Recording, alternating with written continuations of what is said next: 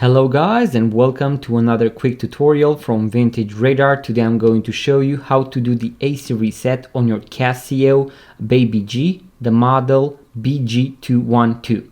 As you can see, I have all the parts right here. In case you want to watch the full battery replacement guide, I'm going to leave a link in the description box below. Here is the watch. As you can see, it is open, and here we have the face of it, so the Baby G by Casio.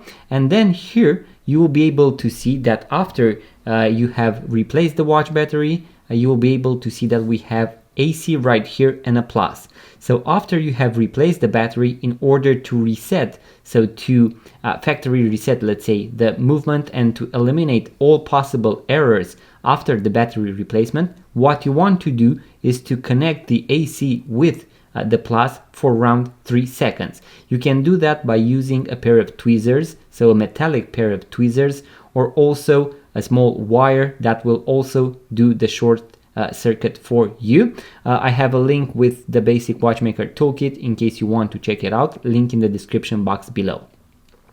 So what I want to do is to place one tip of my metallic pair of tweezers inside this hole, and the other one I'm going to point it right here on the plus. Now when I turn the watch around, I should see that it has reset to 0. As you can see, just a few seconds have passed.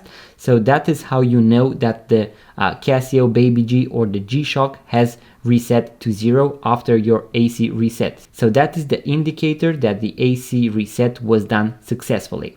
Once again guys, if you want to watch the full guide on how to replace the watch battery on this Casio Baby G, I'm going to leave a link in the description box below and also link it right here on the top right corner, so make sure to check it out. And also guys, if you enjoy this type of content about watches, vintage watches, watch tutorials, make sure to be subscribed to this YouTube channel, give it a thumbs up, it really helps the channel grow. Leave a comment, let me know what you would like to see next on this YouTube channel.